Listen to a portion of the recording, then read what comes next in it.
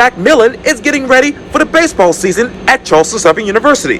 Today, I talk one-on-one with the head coach for this edition of Quintin's Close-Ups. And if you haven't already, subscribe to my YouTube channel and like Quintin's Close-Ups on Facebook. Charleston Southern University head baseball coach Marc Macmillan, welcome back to Quintin's Close-Ups. I appreciate it, Quintin. Good to see you. Likewise. So here it is. You're a few weeks before the baseball season begins. Where are you mentally? I'm in a good space. We talk a lot about headspace here, just where are we? And, I just feel good about the progress we're making. It's a process. It's one of those where, I don't need to be at the final outcome right now, and just, what are we doing daily to try to get 1% better? And, I like the direction that we're moving. It's been very positive. So what is that process right now? Well, at this point, we're in what they call basically our official team practice. So there's a universal start date for Division I baseball, and that was last Friday. And, our system says, okay, well, we're going to enter squad, the first 3 days, which was Friday, Saturday, and Sunday. And then, we get into the week here where, probably we're doing more team-related situations, etc., on the field, meeting with position players, meeting with players, to make sure that, hey, when we enter squad again, which comes up in the latter part of the week, that we understand what we're doing, and hopefully we perform it even better. So, what are those team-related situations right now on the field?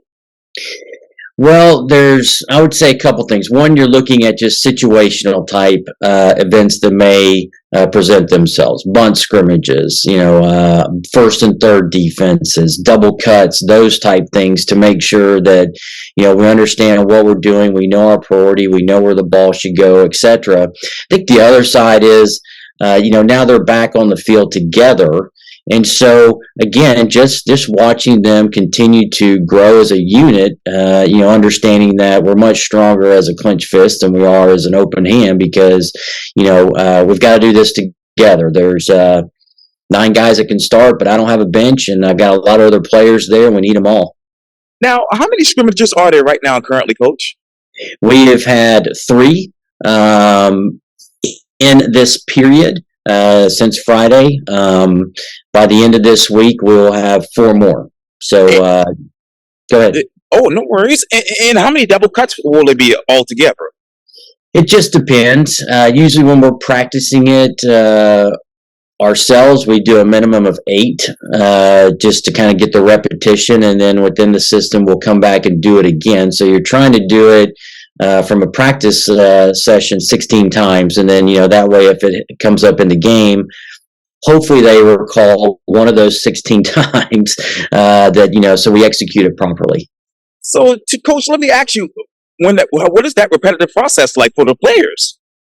Our practices are very similar in terms of what the itinerary. So typically we come out and do some early work, which would be basically coaches working with their position players. Then we do BP, and then we get into the backside of practice, which that's where we would typically cover some sort of overall team defense, team situation, and that's when we would work on our double cuts. So what is your game plan for that team defense? It varies daily. So like, for example, today, we would work on, we're going to work on first and third defenses, and then our bunts. And, they're somewhat maybe complicated in terms of how to explain in this session, but we've done it enough to where now our guys understand, okay, hey, when we go to this period, first and third, that hey, this is what we're doing. But I think what's also important, Quintin, is we get the opportunity to stop and teach, so they have an understanding of, again, what's the priority. What are we trying to accomplish here? Because obviously the offense is trying to either advance a runner, maybe make us make a mistake. And so what do we do to control what we want to in terms of just get the out? Yes, sir. Absolutely. So how many bunts are there right now? In the sessions that we're doing, for example, yesterday we did approximately 32. We divided the group into 2 teams. We wanted both teams to go through it at least once, which was 10 times. And then I came back and split it basically in half. And I mean, it's a little bit earlier. I did 6 and 6. So it's basically one team doing it 16 times, the other team doing it 16 times. So you're not only allowing your offensive guys to bunt, but your defense gets to try to execute what we're trying to do from a defensive standpoint in terms of our priorities. And Coach, let me refresh. What are your priorities for the season? Well, terrific question. I really kind of break it down into 3 seasons. You've got the first, I'll say 4.5 weeks, because basically that's non-conference, and you're really trying to figure out who are you, who can perform in certain situations, I guess, and you try to play a lot of different players before you get into conference. So you've got, that first 4.5 weeks, and starting the 5th weekend, we're in conference play, really for the next 9 weeks. And so, and then you got postseason. So, our goal is, we have our 6 goals, and I mean, it's win 40 games. It's win a Big South Conference tournament championship, win a regional, win a super regional, advance to Omaha, win a national championship. But you can't do any of that if you really just don't focus on, today. And so, really, I mean, that's our goal. Today is the only thing that we have in front of us right now. So can we go out and just try to perform at our best and get a little bit better, in hopes that, hey, when it comes time for first pitch, that at least, our guys feel prepared and confident to go out there and perform. Now, Coach, let me ask you this, because I just lost my notes here, but how are you actually putting forth a campaign to increase your lofty standard? We have, here, inside our system, there are certain things that we try to maintain as a standard, and then how do we improve on? I was very fortunate to go get 3 terrific coaches to come in here, and Carl Kuhn, Jordan Tuig, and Josh Merrigan. And so, what you have there is individuals that have been part of additional winning high standard programs. And so, what could they bring to the table, right? What can we continue to implement? One of the things we do here is just a simple weekly thing or bi-weekly called Champion Mindset. It's the opportunity for outside speakers to come in and share, what's a champion mindset to them. Everybody's is a little bit different. The standards of academics here, we don't lower the standard, and I haven't done that since I've been here. We've continued to raise it. So it's really just implementing those areas that you think buy into the culture of, having a belief, being uncommon, having a champion mindset, and being selfless. And so for me, it's really just evolves around growing. Just grow. Just growing. And Coach, what else do you want to buy into when it comes to this culture? Well, the other side of it is, and I think it's very important, is that, we can't do this alone, right? This is a sport that many people see as an individual sport, and they look for the failures. I kind of go the other way, really trying to get everyone to buy into, it's about us. Nothing is about the individual. This is a team sport. This isn't, again, I say, tennis. I mean, to say that respectfully, if I was, a pro tennis player, well, it's just me if I'm in a singles match. But here, we need everyone. And so how do you get out of yourself and get into us? That's a critical piece. And Quintin, I think one of the keys to it, or why is it so critical? I think it allows for an individual's shoulders to relax a little bit, right? We're striving for excellence. We want to be perfect, but we're not going to be. That's why, the end of the day, it's like, we're sinners, right? And so, we're trying to emulate, being the best person we can be, right? Following Christ in the right way, but, we're going to fall short. But how can we come out here every day and just try to be our very best? I think if you do that, then you've created something that's, really special, and something that people can look back at and go, wow, that was unique. And in the process, had a lot of fun. Trying to be your best coach. Wow. My daily motto is just win today, and it's really all it means is just, be at your best in everything that you do. And, it's hard. I'm not going to say that it's easy, but what it allows for is a very simple expectation as I move through the day. And so, Quinn, I have to be able to put my head down at night feeling good about all the things that I was involved in that day, from, getting, my wife and I, we have a 5-year-old and a 2-year-old. Well, we got to get them up and get going. My wife's a nurse, and so she's out of the house by 5:30. So that's daddy, right? So daddy's got to get up and take care of them, make sure they're fed and properly, dressed and ready to go to school. That's part of the process. I share this, and you might get a kick out of this, but I tell people, I would send my son to school, and he would come back, and, his shoestring would be untied. And I would be frustrated, and I'm like, people are like, why are you frustrated? Well, because I'm the one that tied it. Right. Right. So my responsibility is to make sure that his shoestring doesn't come untied. So that's a small, example, but his shoestring doesn't come untied anymore because, I just look at it and go, I just want to be at my best. So, hey, make sure his shoestring doesn't come untied. Well, see, that's a compound effect that drives throughout the rest of the day. And so for me, that's it. It's a motto that I've kind of hung on to for, approximately, I am getting up there in age, Quinn, but, about 15 years now. And then just really trying to live the core values that we put together for our team. And again, that's belief, uncommon, champion, and selfless. What are those other compound effects are you seeing right now in the world of baseball?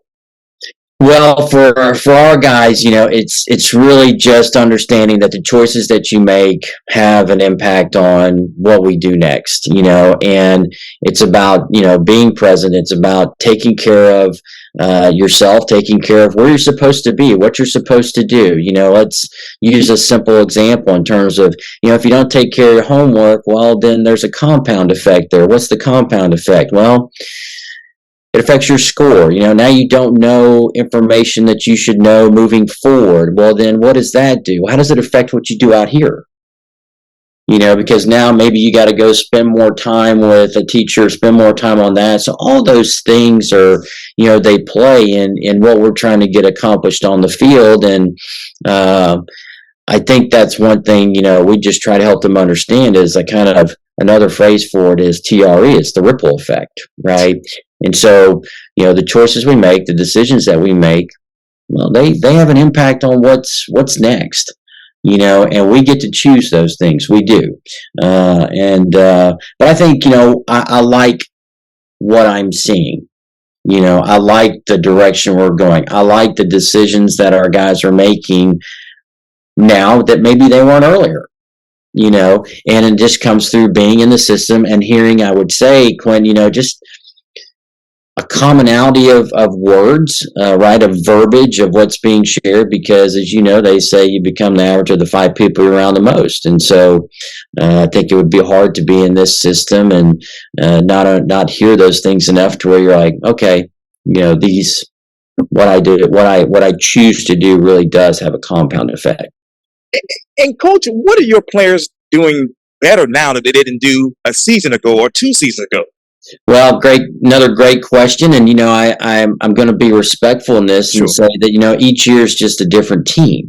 And so, 2020 2021 was my first team here. And there's things that, maybe they did a little bit better that in some areas that maybe we don't with this team right now, but then, it's vice versa. And I think what happens is, the 21 team still has an impact on what we're doing here today. And so it's hard to compare in that regard because they're so different. That team, maybe not as many players, right, because of COVID.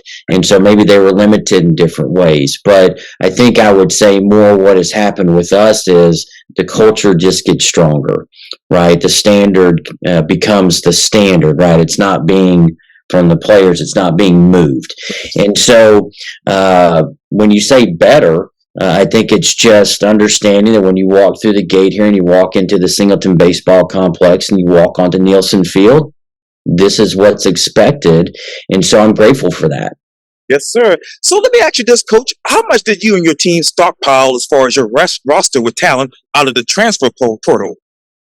Great question. You've been doing your homework. Yes. You know, it's something that we just deal with now. I think we have a better understanding and probably, even more here with it than we did maybe even 6 months ago, because it was still relatively new. And, you look at the college landscape now, and it's just a part of it, right? I mean, I have to go back to what, I am big on and have shared, is that it's not about me, it's about the player's experience. And so, I mean, we deal with it on both sides, right? Guys going in the portal, then us going in there and trying to, find players that we feel fit this culture. What you really get from it in many ways, Quintin, is it's the opportunity to go get some older players. And, I'm still a big believer in the high schooler. I think there's a lot of value that comes with that. And I think that's how you build your expectation within these walls of what you want in the standard. But, to win, and I wouldn't stamp this in stone, but, to win at a high level, I think we all understand that you need experience, you need to be old. This is a lot to take in when you're young. And so, to answer your question, more succinctly would be just, you go into it because you're trying to find guys that are older, have had some experience that you feel can come in here and make a positive contribution. So speaking of building, Coach, let me ask you this. How have you actually strengthened your pitching staff? Well, one, go hire a tremendous pitching coach, and very fortunate to have Carl Kuhn. Carl I've known for almost 20 years, and had a terrific pitching coach ahead of him, and Anthony Izio, that did a fantastic job, that's at Tulane now. But, when he left, there was a door there to go after what I think is one of the best, not just in college baseball, but in baseball. And so go get someone that's experienced, right? Go get someone that's weathered, that's been through the highs and lows, right? Has worked with different mindsets, different, whether there's, he likes to say right arm or wrong arm, right? Wrong arm handed. But that has certainly helped us probably more than anything, because talent is talent. You can be talented, and maybe there's areas that you struggle in to where the performance isn't matching the talent. But I think being able to have someone that essentially has a doctorate in pitching, right, that can come in here and knows how to communicate with the players and understands the adjustments that need to be made, that's helped us. It's easy to say, well, just go get better pitchers. Okay.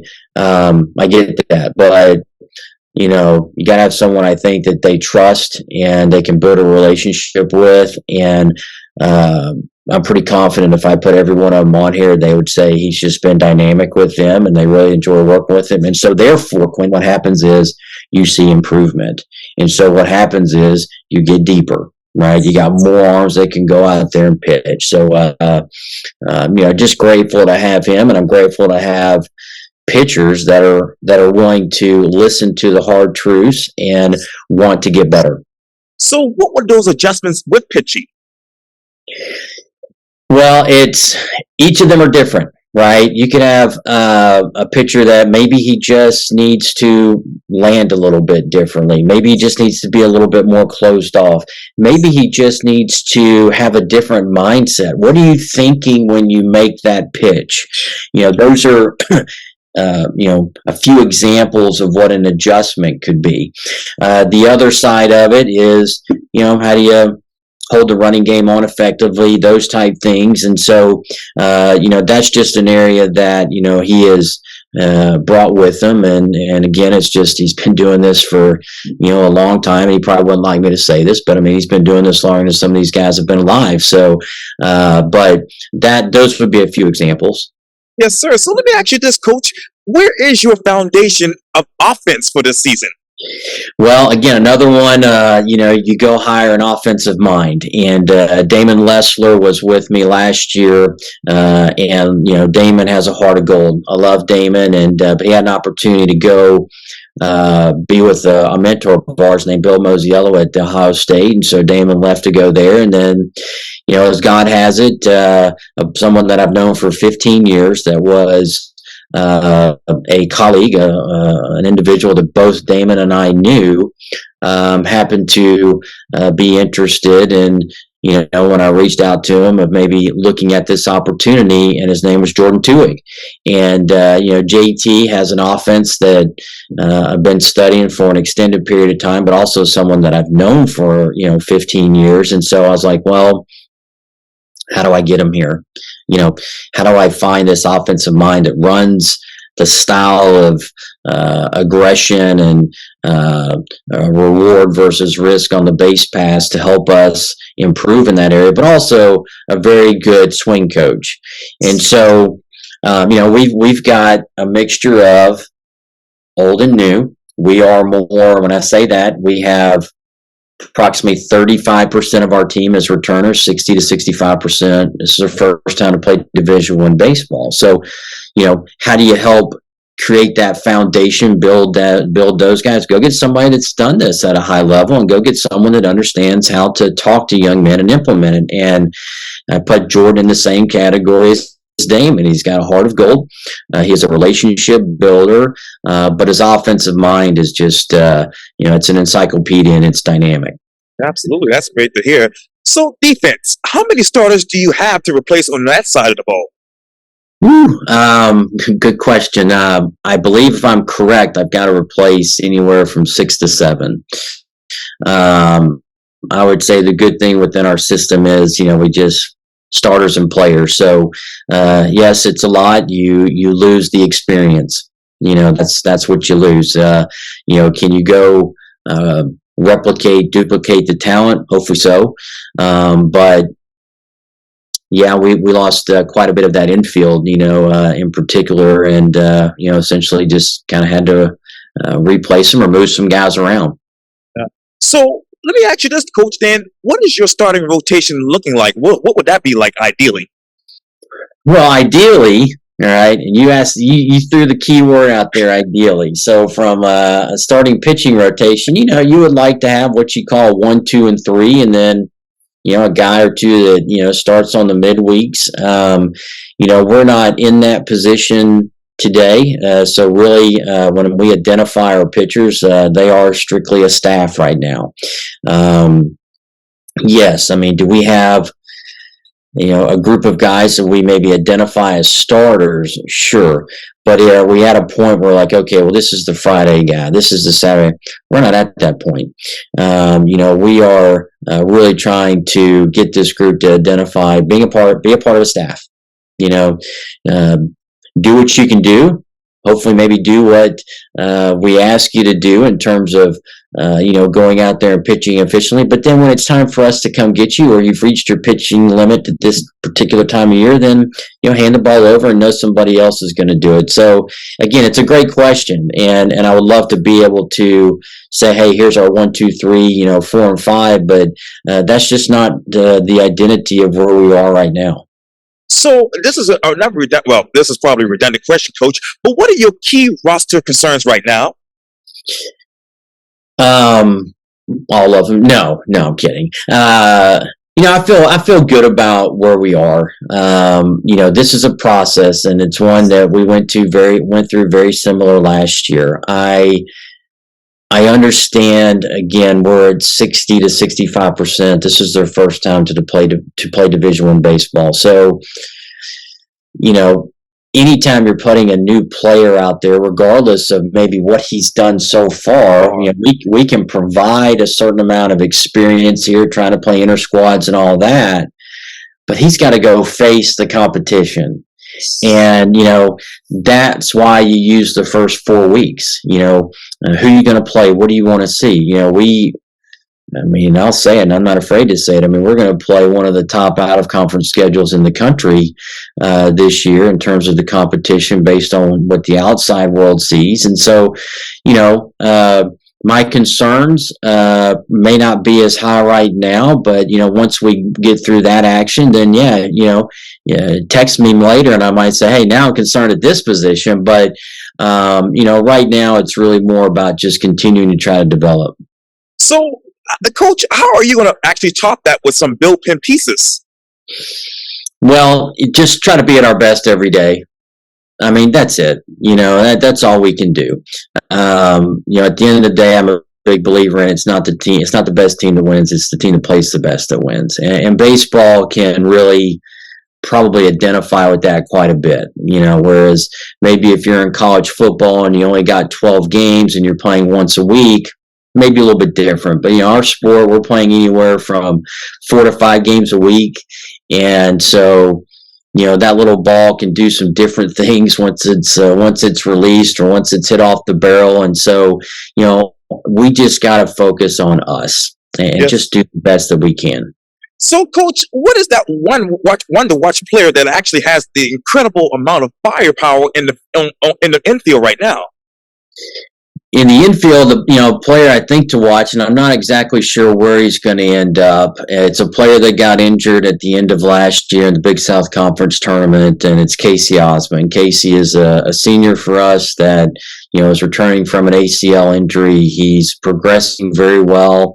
What you find with Casey is holds value in what we identified when we recruit him is that he's uber athletic. He can play multiple positions. I think the question right now, Quintin, is just is he going to be an infielder, or are we going to move him back to the outfield? He's not 100% right now, probably at about 70. But each day, each week, he gets a little bit better, and I just think he's one that as we get towards the middle of the year would be a player to really keep an eye on, because he finished outstanding last year, and he is truly the epitome of it's not how you start, it's how you finish. And he's a player that earned every opportunity that he's gotten here, and to be injured and to do what he's done to date, I mean, this is a guy that was elected as a captain. So, I just think he's one that probably for me to sit here and, say, hey, who's a player you would identify at this point? It would be Casey. So who do you identify on the outfield? Well, again, if he goes there, that's one area, that's one person, that I would throw back to that area. I think a player to keep an eye on is a young man named Ike George. Ike is 5'9". He may say he's a little bit taller. He's about 160 pounds. Great thing about our sport, right? You don't have to be 6 foot, 200 some pounds. But junior college transfer that came to us from Paradise Valley, he's a sophomore. Man, he's just an energy giver, and if you saw him walking on campus, you probably wouldn't think 1 second that guy plays ball. But when he puts on a uniform, uber confident, very dynamic in what he can do with the offensive game and on the base pass. And so just a player that's really fun to watch play the game. And Coach, lastly, what are those 2 toughest games that you're preparing for mentally right now? Well, let's just go opening weekend right now. We open up at Florida, and I think Florida is either number 1 or number 2 in the country. And look, this is a team that has been a mainstay and very successful in the SEC conference. And so that's got to be our focus right now. If we look past them, then it's not going to be a pleasant experience. And so we've got to be prepared to go down there and play in their facility and against their fans and handle a very talented baseball team, as best we can. Yes, sir. And, besides Charleston Southern University, of course, I admire these other baseball schools, Titans, just like Vanderbilt University as well. Mm-hmm. Oh, yeah. I mean, Tim and what he's done at Vanderbilt's been tremendous. And look at you. Look at you.